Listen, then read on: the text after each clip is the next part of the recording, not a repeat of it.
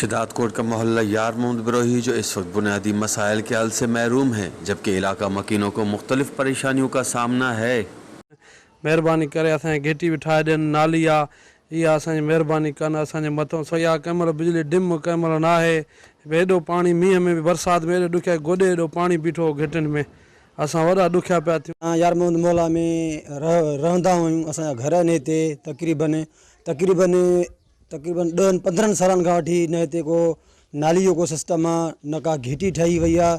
जेका आहे बारिशूं गुज़री वियूं, इन्हनि खां पोइ तमामु हिन ॻोठ जी हालत नाज़ुक थी वई आहे, जंहिंजूं जॻहियूं बि किरी पियूं हुयूं ऐं रोड रस्ता बि न आहिनि। के तमामु सुठी सहूलियत बि आहे हिकिड़ी नाले जी, जेका सिमन नालो थींदो आहे, असांजे भरिसां गुज़रियो थो वञे। जेकर डिनर सिस्टम हिते लॻी करे ऐं वॾा नाला लॻी करे उन में लॻंदा त सॼे शहर खे सहूलियत मिलंदी। उन शहर जे सहूलियत जे हुजण बावजूदि हिन ॻोठ खे बि सहूलियत मिलंदी, छो जो हितां जो पाणी गंदो जेको बि आहे सभु निकिरी ईंदो आहे। रोड ऐं नालियूं जेके आहिनि त असांखे महिरबानी करे ठाराए ॾियनि कराए। शदादकोट पूरो जो पूरो हिन महिल धूड़ ऐं रही सां मुंहुं ॾेई रहियो आहे। त तमामु जेका आहे किननि पहाड़नि सां ऐं किननि रस्तनि सां मुंहुं ॾेई रहिया आहिनि।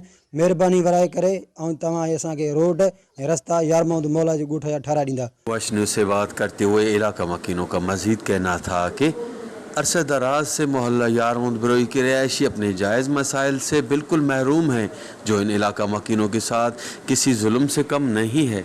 कैमरा टीम के साथ गुलाम अली ब्रावई, वॉच टीवी शदादकोट।